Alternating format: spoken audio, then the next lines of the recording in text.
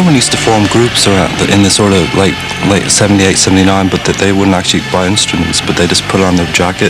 Everyone was doing it, and it seemed like it was all the more cool people would form these groups. And I actually was asked to be in an actual group, you know what I mean? So, where all the nerds and weirdos actually, what they actually do, you know what I mean? As opposed to the cool people who have, the leather jackets and all that. So, some kid, a 12-year-old, asked me to play guitar in his group. And I sort of got a guitar a few months later, and we started rehearsing every Sunday kind of thing. It's about 1980.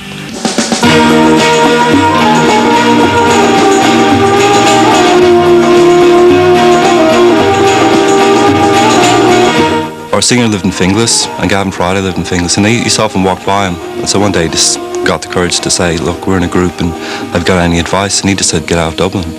That's what he said. And at the time, the Virgin Prunes used to do these kind of mini tours of Europe and Holland and Germany and stuff. So he just gave us a whole list of addresses of people to phone. And one person rang back and offered us a gig in Tilburg in Holland. So we just emigrated with one gig, arrived in Tilburg. Sort of asked the guy, is there anywhere we could stay, because we left the country forever. And the guy freaked out, kind of felt all of a sudden responsible and worried. And we just sort of meandered around Europe for about 8 months, and then we kind of went to London.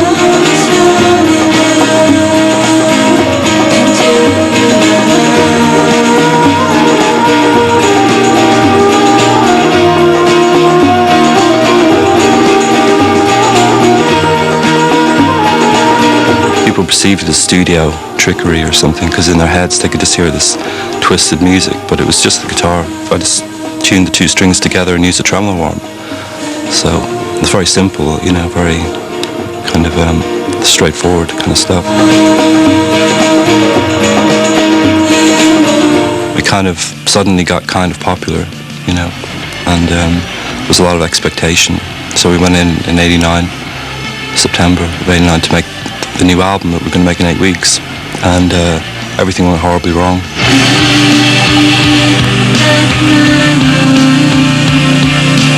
We kind of lost the plot majorly, really, but in the meantime I had this, vision or whatever you want to call it, like I knew what I wanted to do.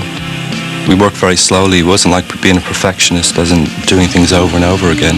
We just did everything very slow, a few hours a day kind of thing, kind of very unhealthy. And Croatian were always nearly bankrupt, and we were completely, and our relationship with the label was getting more and more like that. So that was it, really. It was just like we kind of lost it, but they kept us going by, not pulling the plug.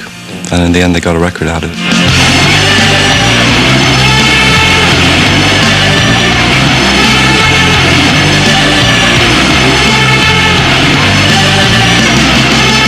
At the time, it was in an era where journalists were trying to outdo themselves with flowery writing and stuff. So we were pretty much the main focus of that kind of attitude. So it wasn't. I genuinely rarely understood more than a third of what people were trying to say about the record.